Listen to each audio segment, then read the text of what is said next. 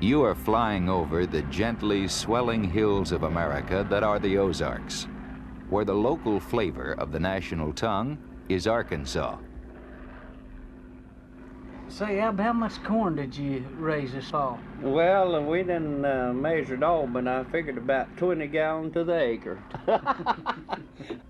In this region, 100 miles north of Little Rock, the beat of the music, as here at Mountain View, is strictly folk.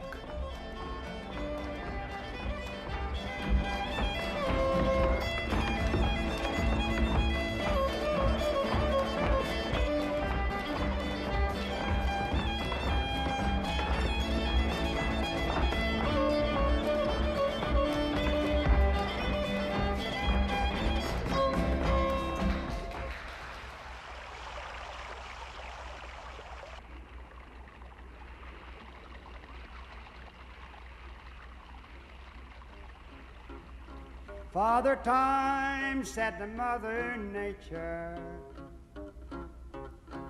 before our labor cease, let's make just one more beautiful thing and it'll be our masterpiece. In nearby Blanchard Springs, sights like these, delighting the eye, are but a few of the surface features of the Ozark Hill Country. But native son Jimmy Driftwood sings about a special beauty to be found here that goes much, much deeper.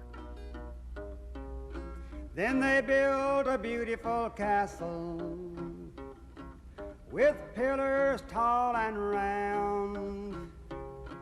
Most beautiful castle in all the world, and they made it underground. They call it Blanchard Cave, love. They call it Blanchard Cave. Most beautiful castle underground, and they call it Blanchard Cave.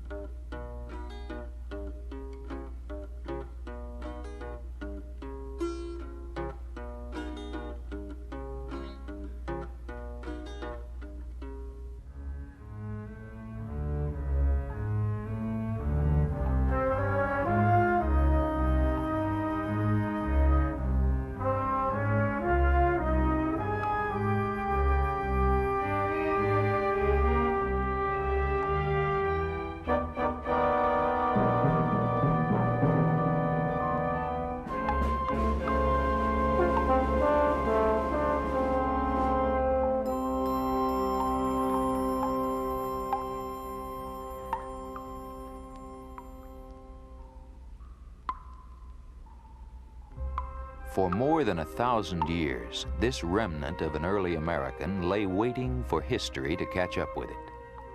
What was an Indian doing here, deep under Arkansas?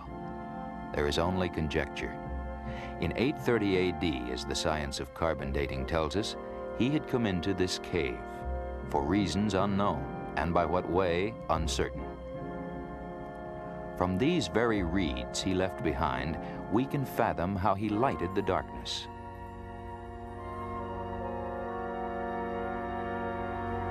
But suddenly, the light went out. And this first explorer never found his way to the surface again. But long, long before any human being set foot within the cave at all, nature had first to set the scene. It was many millions of years ago when the planet Earth was still a-borning. All of what we know as Arkansas, indeed all that is now the United States of America, was largely covered by a shallow ocean. In it lived many forms of sea life, jellyfish-like creatures floating near the surface, and along the sandy bottom, strangely shaped water animals who had discovered how to use the lime that's dissolved in seawater to construct shell homes for themselves as a protection against their enemies. As the eons passed, these shellfish, when they died, piled up on the floor of the sea. Millions of them. Billions upon billions. Those at the very bottom were crushed by the weight of those that followed. Deeper and deeper became the layers of lime-rich shells, the pressure from above finally pressing them together into a kind of soft rock we know as limestone. While throughout this long period, the ocean bed, responding to natural forces, is known to have risen from the sea only to be covered once more. It was not until about 50 million years ago that the land such as our Ozark Dome, was uplifted, never to be totally submerged again. Now, that which had spent most of its time for millions of years underwater was exposed to the surface elements. Wind, changing temperatures, especially pelting rain, erode and wash away the outer skin of the earth. As rivers form and meander to the sea, gradually mountains are shaped, and valleys. It is such ancient history that cradles the genesis of Blanchard Springs Caverns in the Ozarks of Arkansas. The principal sculpture of the caves lies locked and invisible in every single drop of water that falls from the sky. It is called carbonic acid, formed as the rain absorbs carbon dioxide from the atmosphere. That's what the bubbles of fizz are in a bottle of cola. It increases as the drops pass through the decaying vegetation cover of the Earth's soil. Charged with the force that carbonic acid contains, these drops of water trickle down through the tiny cracks in the surface of the mountains. The carbonic acid begins at once to dissolve and wear away the rock. As it rains, more water moves in to enlarge the openings and deepen them, making an inviting path for the water to travel down through the soft limestone beds and even sideways between the layers, dissolving, ever dissolving. Crevices become channels. Channels turn into tunnels. Tunnels join together and become rooms, water filling the whole carved-out area. With the passing of ages and further changes in the Earth's crust, new crevices form. Moving always downward, the rock-shaping water travels deeper and deeper along these fresh pathways, sometimes widening to carve out entire rooms at still lower levels. Ultimately, perhaps some of the water makes a natural outlet in the side of the mountain and bursts forth as springs or beautiful waterfalls. Slowly, the underground area that the carbonic acid dissolved drains away. Thus, after billions of years of creation, epochs before George Washington, the Pilgrims, Christopher Columbus, Socrates, the ancient Egyptian pharaohs. Yes, taking the time it took for all these to come and pass, and millions upon multi-millions of years more, at last, finally, a cavern is born. This is Blanchard Springs Caverns as it is today. Tomorrow, it will be different, because it is a living, not a dead cave. Even as you see it, the acid water is still working its miracles. Carving, shaping, changing. Look closer and see. These are stalactites, rock formations often ages in the making. They are formed by the lime that the acid water dissolves as it travels down through the limestone. A young stalactite is hollow, about the shape and width of a soda straw. They grow longer, up to 6 feet, with each drop of water coming down through the empty tube, water that evaporates, leaving its cargo of lime behind. When the tubes become clogged, then the water has to come down the outside surface, making the stalactites grow fatter. Sometimes, instead of evaporating, the drops of lime water fall to the floor, causing formations to grow up from there. These, broader and blunter than their ceiling cousins, are called not stalactites, but stalagmites.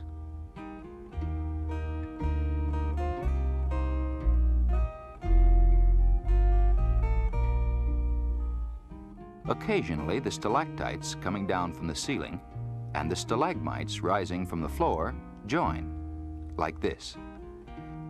Such a formation is called a column. Some columns are veritable castles in themselves, rising, like this one, to a height of more than 60 feet.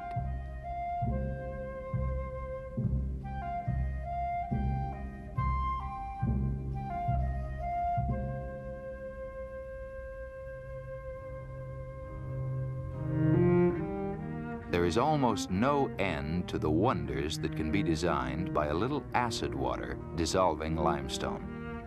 For instance, flowing along a crack in the cave ceiling, it might form sheets or drapes, hanging like a curtain instead of dripping to make stalactites.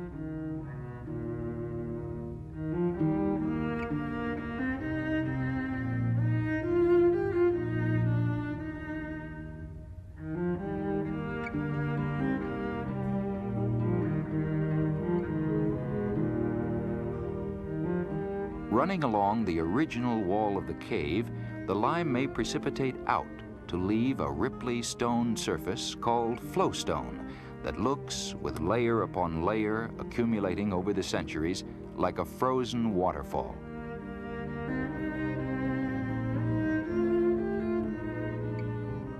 Like the Great Wall of China, only inches high, appear these formations on the cave floor, known as rimstone terraces.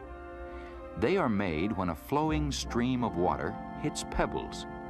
The calcium deposit so created builds up again and again at the same point.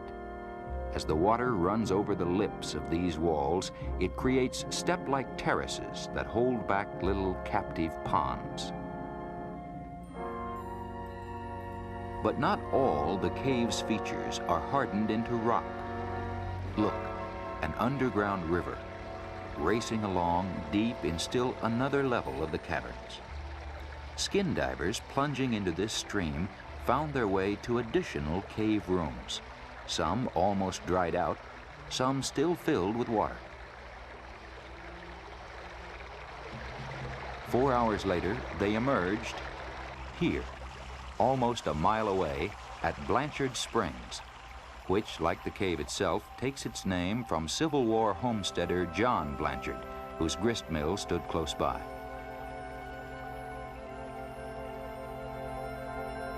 Sunlight permeates this lovely outdoors, and where there is light, there is plant life.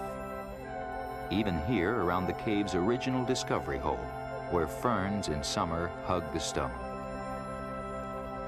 But as we penetrate deeper, all that remain are mosses and algae.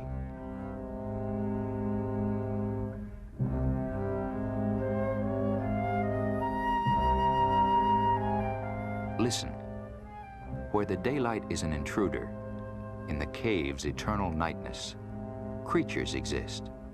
You may not hear them, but they do. To a question asked the darkness, "Is anybody there?" the answer, could they answer, would come back resoundingly, "Yes, we are."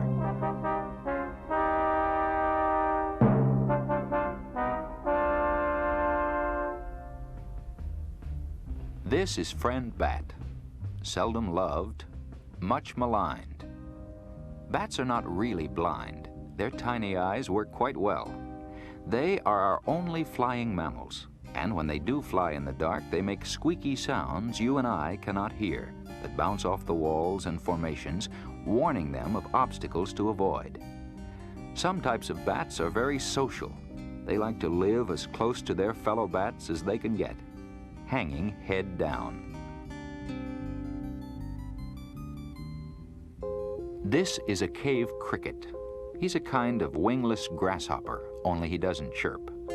One cave study showed that every night, except in the extreme cold of winter, 1/3 of the crickets take their turn to travel out of the cave to forage on green plants, coming back with their stomachs loaded with food. The isopod is what scientists call a true cave dweller. Sightless, he never leaves. Like his ancestors before him, he is born, lives, and dies in the cave's darkness. And here, the salamander. Like the occasional cave visitor, the frog, he likes to live where it's damp, for to survive, his skin must remain moist. He likes nightlife because the air is humid then. That's when he chooses to go out to feed. Yes, these are the co-stars, so to speak, of the Caverns Animal Show. Creatures of the eternal darkness, whom you are not likely to meet on your well-lighted cave visit.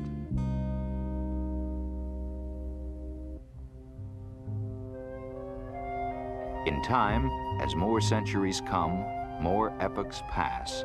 As sure as there will be changes on the sunlit surface of our land, so too, down here, deep in the Ozark caverns of Blanchard Springs, will nature continue with its work of creation, transforming, remodeling, as life goes on.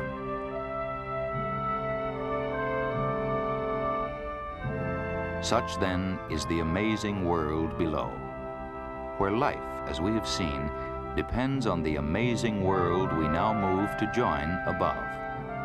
In the cave's blackness, we have discovered a truth good to remember, that our world exists and thrives only in ecological harmony, an interdependence of growing and living things that must be wisely conserved.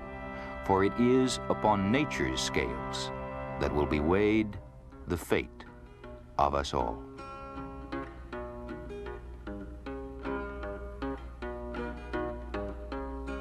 Father Time and Mother Nature